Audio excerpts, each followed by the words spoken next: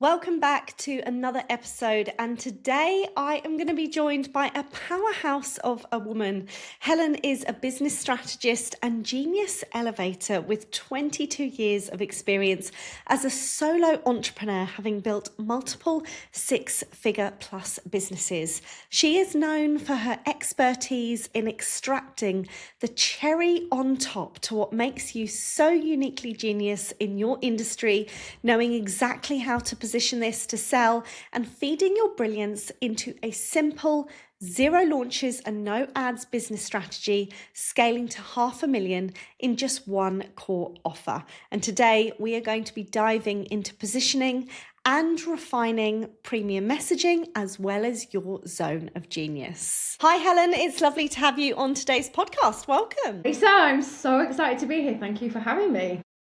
You're welcome. Right, let's get into this conversation because I am so excited to have you in this space today and for all of our gorgeous listeners to be in your presence and listen to all of your genius, because I got to experience you in action at your beautiful event several weeks ago. How are you doing from the event?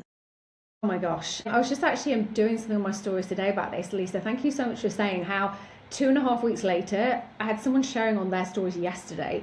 People are talking about it all the time, and I came off that event, just the biggest thing that I felt was absolute, just so proud of the fact I delivered what I promised I would. An intimate space. People are blown away that they had that transformation in just one day. They were like, how can my business feel so different? How can I have found so much clarity in how I talk about what I do? And yeah, I'm just so happy. I'm so happy it came out as I intended it to. Obviously, you always hope it will, and I planned it that way. But yeah, I'm really excited. I've made some decisions about where I go from next. We can talk about that if you want. But yeah, it's some surprising decisions from a strategic point of view. But I'm really happy, over the moon. It's like being on cloud nine when you deliver an event and you come out the back end of it and all the energy that you feel, and then the decisions that come afterwards and the opportunities, they almost amplify, and then you get these aha moments. So for you, what's in the pipeline from that? Because that's really exciting before we dive into lots of juicy things. Yeah, so basically I came off that event and everyone was walked out the room. Okay, you've got to send me the link for the next one. First thing I did on the Monday, this was on the Friday, first thing I did on the Monday, I rang the same venue. It was incredible. And I said, can I book it again? Put the deposit down for November. Created the link on Culture. Everyone was like, yeah, great. And then I basically had a think and I decided to pull the plug. I decided to pull the plug on something that was going so well that on paper everyone was like, I want to be part of again. I knew that I would fill it next time, like no problem. But I decided to pull the plug because one thing I promised myself, and one thing I actually embody as a business coach, one of the things that I'm known for is building a simple business and having a focus on one core offer that's scaling me to 500,000 this year. And having that event took away that focus for a minute. It takes an incredible amount of not just obviously organizational, but launching, emotional, as you know, the build up to that is huge, much huger than I anticipated. And whilst I knew all of that, and I know next time it will be a lot easier, I just have to really stay focused on what I said I would do, what I'm embodying as a coach, and what I'm, showing and demonstrating my clients and helping, matching what I'm supporting my clients to do, which is one core offer, no constant launching.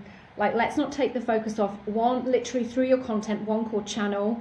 And that's what I decided. So it's not in alignment with that. And I'm sure there will be another event in 2027. But for now, I'm dialed in on that. And that's what's going to get me to where I want to go. And so slight kind of pull back for the short term, but really focusing on where that's going to take me in the long run, which is ultimately how we all need to approach business, as I'm sure you and all your listeners already know. I love that. And I love the fact that you, as a business owner, had that strength to sit in that space, evaluate and be like, hold on a second, this doesn't align with the journey, the financial journey, the financial forecasting, the alignment for strategy and structure. We need to pull the plug on this, and it will be at another time. So what an amazing thing to be able to do, because a lot of people would have naturally been like, no, I'm going to push through, I'm going to do it again. Quick win, exactly. Yeah, another quick. It's that dopamine hit. Yeah. Exactly. So When I was at the event, amazing speakers, so much knowledge shared. Absolutely loved it. But what I wanted to really dive into today is premium positioning and refined messaging. Yes. I feel like we're in an era, more so now than ever. It's so crucial to be honed in on your messaging for your ideal buyer, for you, your positioning. How true is that? And what are you seeing from your end of the industry? Okay, fantastic question. So one thing I want to say is it's not just about the refinement of your positioning. It's not just about the strategic messaging. Yes, you are so right, Lisa. You are so right. But here's why. It is more about communicating the depth of your work, being able to actually show people just how incredible you are. Because it's okay to say, position it correctly. It's okay to know who you're speaking to, how, like, what they are going through. Like, we all do that whole exercise. What is the day-to-day moments of your ideal client? Let's speak to those things. Like, what are they experiencing? What do they really want? Where are they coming stuck? Where are they feeling like they can't, get the right look and feel for their space, whatever it is, if you're an interior designer. We all know those moments. We all think we do that deep dive work, and that's great, but everyone's doing that. Everyone's done that work. What they are not doing is the thing that is absolutely, you are so right, more important than ever right now, and will be forevermore in the online space. It's only growing. The industry online, coaching industry, online business industry, it's only getting bigger and bigger. There's more and more competition. You have to know how to actually talk about what you do. So there's a couple of things in this. Number one is so that people can understand what it is like to be in your world, so that two, people can see exactly why you're worth paying. It's why both myself and my clients, we convert straight into 5, 10, 20k offers from our content. We don't have to go through this whole launching constant low ticket ads or anything like that, because if we can communicate exactly what our value is and show our audience why what we do is worth absolutely, they can't afford to not join, they can't afford to not invest with you. If we can do that, then we've done our job. And it's also really important to showcase why what you do is different from everyone else. What's your unique take? Why do you do things differently? Obviously most of you listening, or a lot of you listening, are very creative. You're going to have those creative brains whirring and thinking, well, yeah, I just do these things. And I hear this so many times. My clients are like, I just do it. It just happens. I just get these results. The magic just happens. And no, we need to really understand. You need to be so clear on what it is that you do and why it's different and how it gets results. And a lot of people can't see that. We can't, because we're so freaking good at it that it just happens. We've been doing it for so long that it feels like as natural as breathing, that we don't start to pick apart and look at the things that actually, oh, hang on a second, is that difficult for somebody else? It's so easy for me. And we can't see that anymore because we're past that. We're so far past it. And often it's very difficult. We overcomplicate. How do we make ourselves different? We try and reinvent the wheel. We try and come up with something completely new in our industry. We overcomplicate it. What I do is simplify. It goes back to everything I was talking about a few minutes ago with my business. Simplify. We find the thing that makes you so different, so unique. It's not necessarily about your processes, your methodology, how you take clients from A to B. Often it's about just your beliefs behind it. Why do you do things that way? And the approach that you take, the way you interact with your clients, can sometimes be the magic. It often is in the creative world. I work a lot with personal stylists, the way they approach, and fitness instructors as well, actually, people in the fitness world, the way they approach their work with their clients is often the thing that's their uniqueness. And so, yeah, more than ever before, there's the competition piece, but also there is a lack of trust. There is absolutely a lack of trust at the moment in, is this person online really going to help us? Am I going to get my ROI on my investment? And so we have to be able to give our clients that certainty.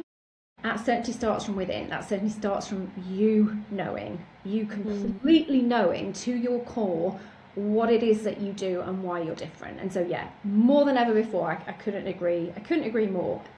Absolutely.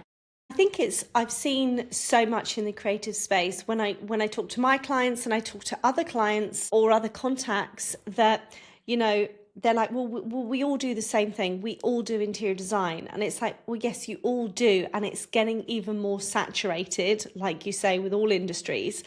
But it's also about, like you say, the zone of genius within. Why are people going to want to have you within the project rather than someone else or another person that maybe someone's tendering 3 people for?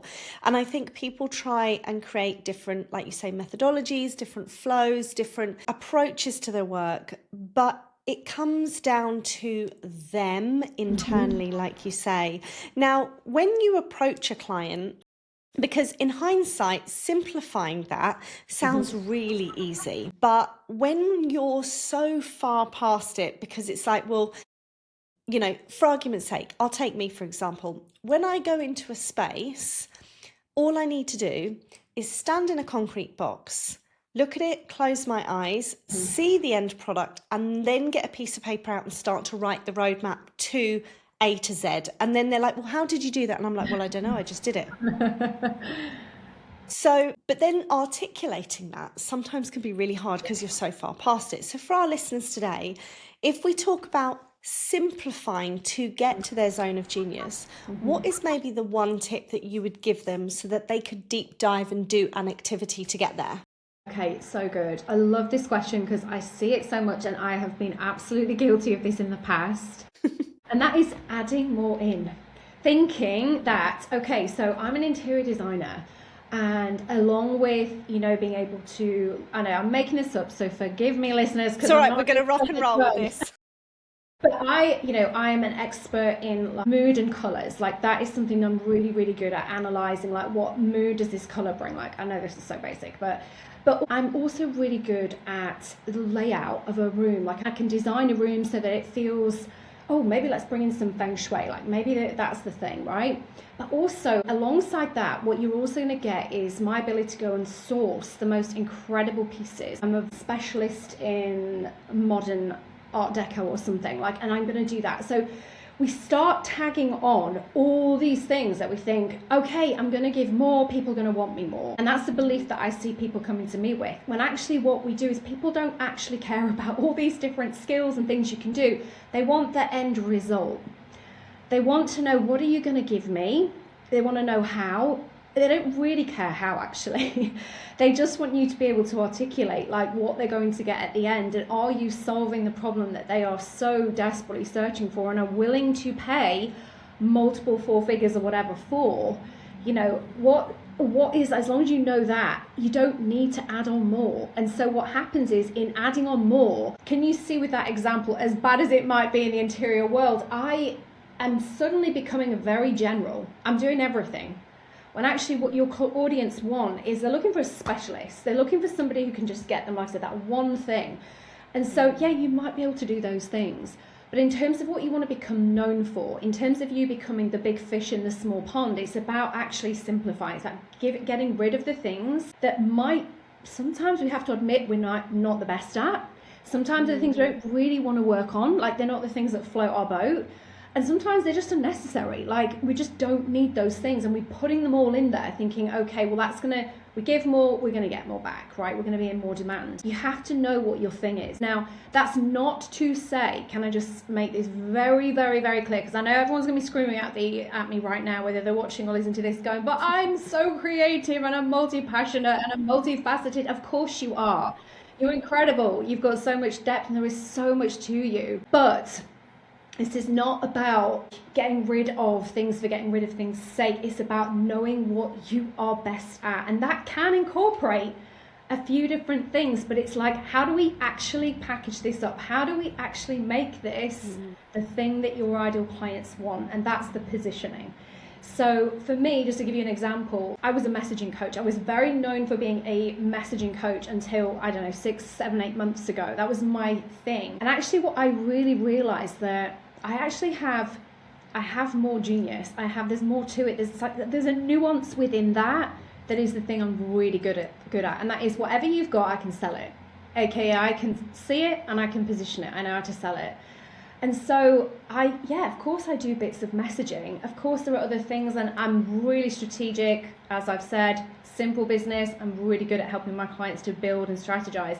I'm going to do those things, but the core of it is the positioning. The core of it is the unique genius positioning. That is the core of what I do. And so It's about knowing, like, that's the thing that I am just best at. The rest, yeah, it's there.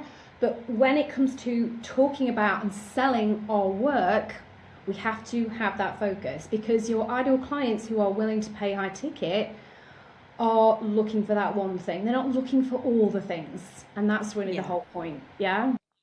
I think certainly in our industry, designers get really hung up on, well, what shall I add in and what are they going to get for the Yeah. value? Because I feel like if I'm charging it out at this amount, they should get this, this, this, this, this. And I'm like, well, it's almost like you're adding the kitchen sink to it, like you say. You're just throwing the kitchen sink in just to justify that number on that piece of paper. And actually, it's about the transformation. Yeah. It's about the end result that the client gets and how you can take them through that really, really quickly, as pain-free as possible. Exactly. To bring them to that end result. And I think, do you also believe within part of this that there is an internal energetic shift that needs to happen? 1000%. I've been through this myself as well.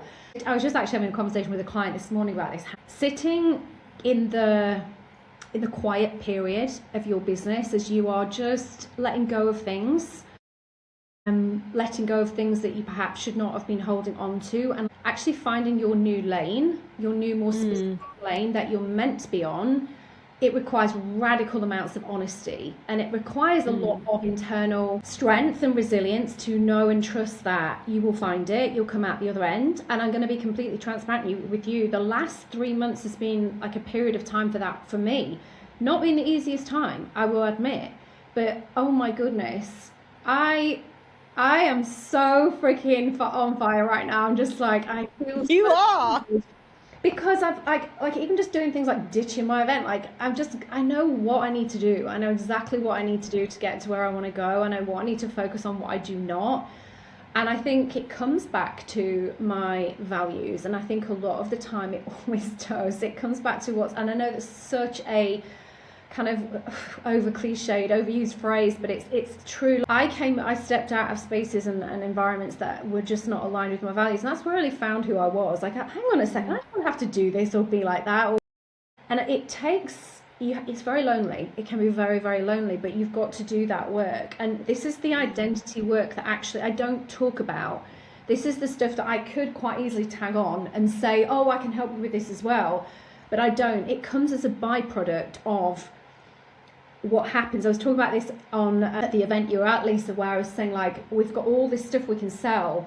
We've got all this stuff, which is the chocolate that your clients really want, which is the thing we really need to focus on in our marketing. But we've also got all this broccoli that we all need and love, and it's absolutely incredible. But no one wants to buy a bowl of broccoli. We all want the chocolate, right? Well, some people might not. And so we have to know what that chocolate is. And like, yes, the identity piece is the broccoli. The identity that you get, like that solidity when you come to me, you tell me about your ideal clients, you tell me what you do, and I say, this is the thing we need to focus on. This is the thing that's going to sell. This is the thing that's going to blow up your business. And we need to just get rid of all the other stuff. And from that, we create a very solid methodology of how that happens. Like, how does that happen? How do I get my clients their results? I just do it. We create that very solid methodology. Now, how confident you feel when you can now go onto social media or wherever it is that you are promoting your services, and it's like, you just know, I'm freaking best at what I do, and I do it this way. And that conviction, we all buy from people who give us that rock solid conviction in their skills. No one buys from anyone that's like, oh, I'm not really sure if I can help you. Yeah. You could maybe have this, or you could maybe have that. That's the thing. And so, it is absolutely an internal job. It always is. Like everything you do, Lisa, everything I do as a business coach, everything like my fitness coach clients, everything my mindset coach clients do, it all starts with identity. We're just coming at it from a different lens. We're just coming at it from a different approach. My job is to document it. Let's kind of make sure we've got it set, because from there we're going to build a very, very simple business where you're going to get seen as a genius. And so, absolutely, everything comes back to confidence. We're all trying to discover ourselves all the time, right? I think it's lovely and refreshing to hear someone say it's about going back to that zone of genius and that unique thread, and to simplify and keep it simple, because there is so much noise out there in the world, in the different arenas, in the different spaces. I know certainly in interior design, that type of world, property, there's a hell of an amount of noise. There's lots of noise in the coaching industry as well. And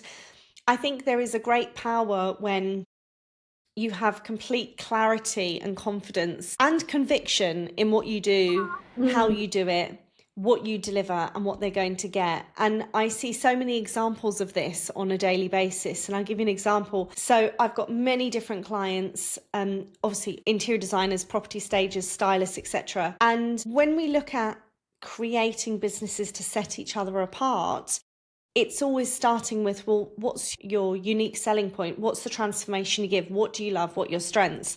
And one particular designer that I've been working with over a long period of time does this very well. She just focuses on floor plans. Wow. We built a business. I supported her in the makeup of that. And it was just purely taking floor plans, supporting people through the floor plan, the layout, and the dream layout. And she literally went viral practically overnight. Within less than a year, it's like 100,000 followers. Amazing. And she's now gone from 0 to 200K very, very quickly. But she's zoned in on that simplified messaging, that zone of genius, that positioning. And she's created such a business for herself. So in terms of like moving forward with creating that simple offer, a lot of people struggle with messaging. Yes. Where should people start with messaging? Okay, wow, that's a big question. I love this. I know. It's the perfect example of simplicity. And so messaging for me is, I have a trademark method called prismatic messaging. It's 5 very simple core frameworks. And you can, I did not invent this. There's only a certain number of ways to do marketing. You know, I cover the sales psychology principles through those methods. The 3 key sales psychology principles of authority, certainty, and connection. And if you can just put those on rotation over the course of a week or 10 days, however, depending on how frequent you post, you're going to tick them all. And what you're going to do is you're going to take people through that buyer journey.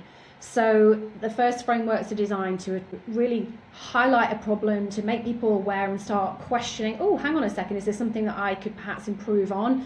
The next lot of frameworks is designed to really activate and get them to like nurture fast, and then get them to start searching for the answer, which is, you know, we're showing them, hang on a second, there's a different way and approach of doing things. And the third one is to show them the proof. We also have a framework on top of that, which is about really what I call my core brand value frameworks, which is about you, your process, your methods, your values, your personality, Lisa, Helen, whoever's watching, listening. Really important to create that connection. But they all have a job. It's very simple. But for me, the key to messaging is not necessarily in a framework. It's not necessarily in like plug and play, like we've all got the messaging board and the frameworks. It's not like, you know, step 1, step 2, step 3, then here's a post created. It's not about that.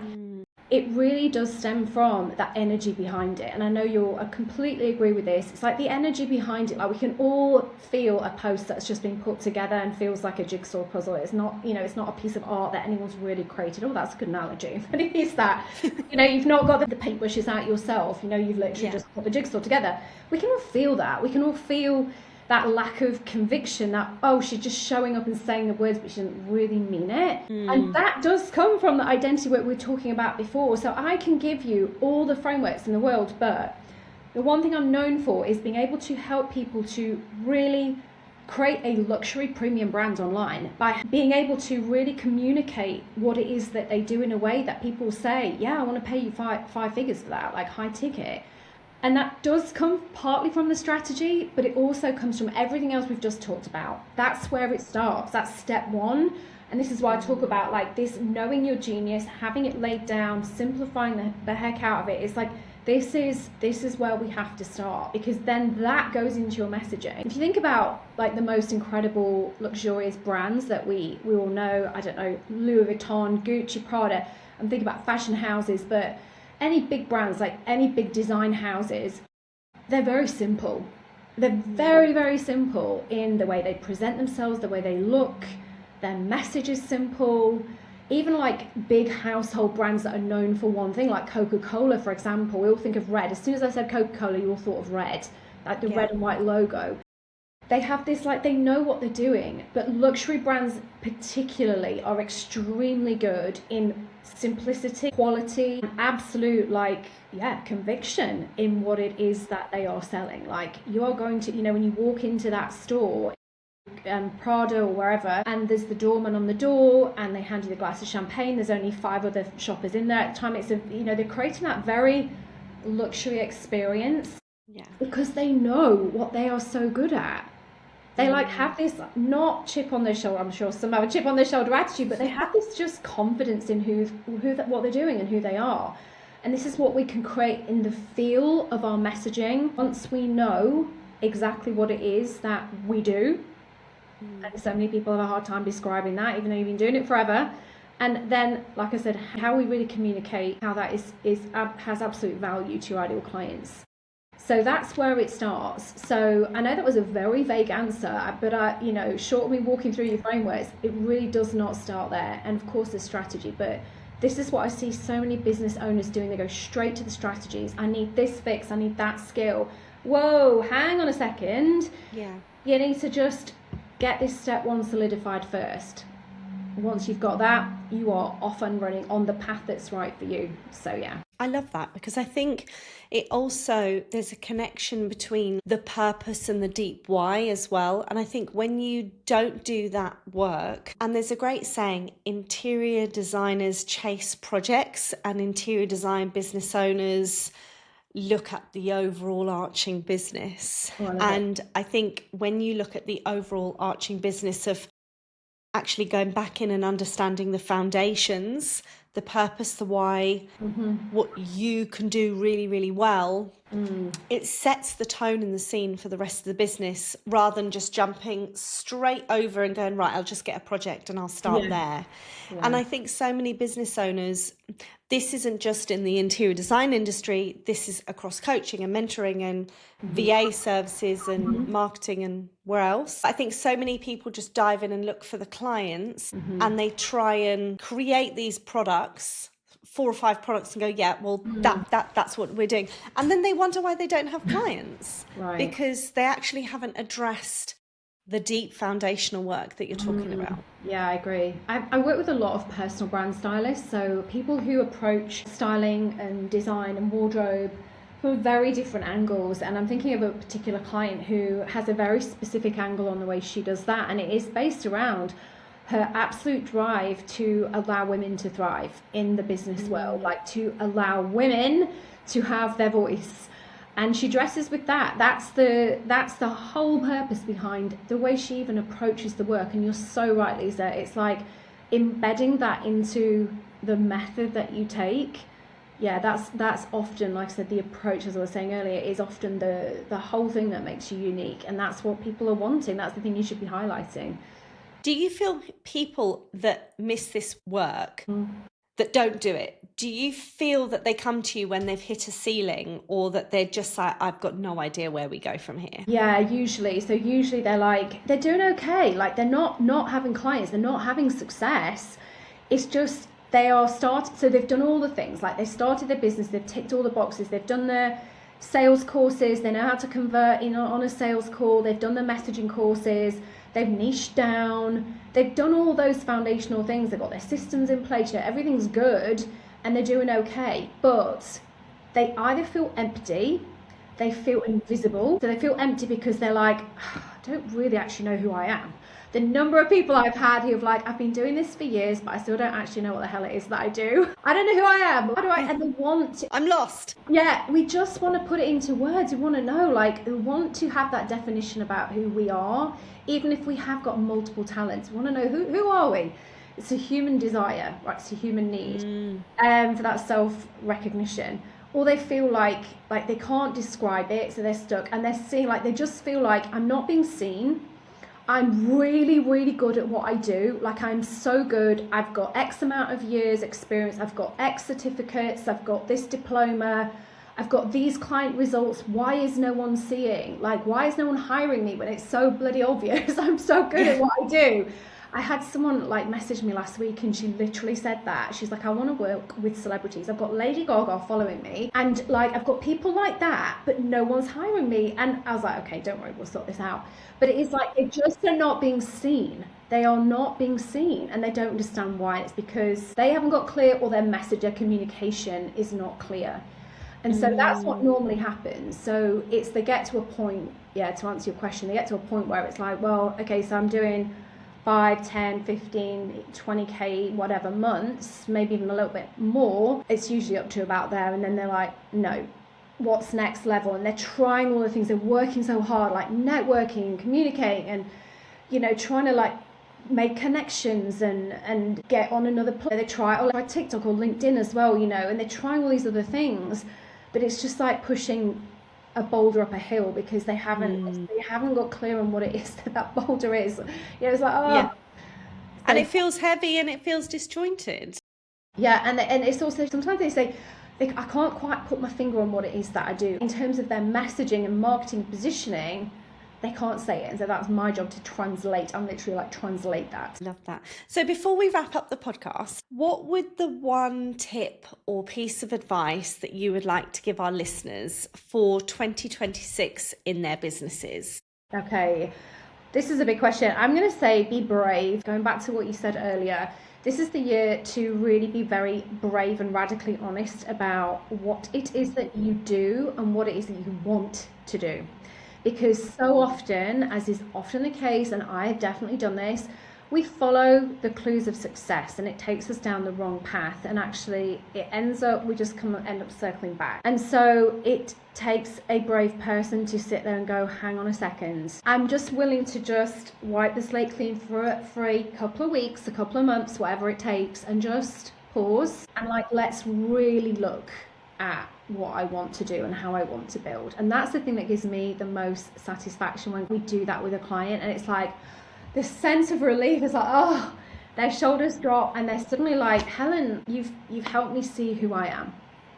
And it's amazing. It's amazing. And that's when they really start to fly. And so that would be the one piece of advice, just to go for it, and you'll get where you want to go faster if you're willing to just take a minute. Be bolder. And it's the year of the fire horse. It is, yeah. So much momentum and like boldness and fierceness. Yeah, I know, it's exciting. So I'm going to ask you a question then. What are you doing this year to be bolder than ever? So I am simplifying everything, and that for me is a big, bold move, because from August 24 through till November 25, I was not simplifying my business. And so it's taken a lot of self-adjustment to sit there and to just trust that what I'm doing now, I know now, is the way that I am. Like, that's why I'm exploding right now, is because I was able to really understand why and how I'm getting the results from my clients. I'm growing my business, and it was about doing less. And for somebody that is talk about like all the fire signs, Aries, fire dragon, whatever it is, all the things, they're all like, I'm a I'm my human design generator. I'm like, go all the time. Like, that's in my nature. For me to sit back, for me, that was a bold move. And I'm loving it. I'm loving it. I don't work Mondays or Fridays. I know exactly what I need to do. There's a few core tasks and I do it. And it's simplifying my business, and it's growing faster than ever because of that. So that's my bold move for 2026. Love it. Helen, thank you so much for coming on to today's podcast. It's been so lovely to talk to you. Oh, I've loved it. Thank you, Lisa. Thanks everyone for listening as well. Great. And I will be back with another podcast next week. Take care.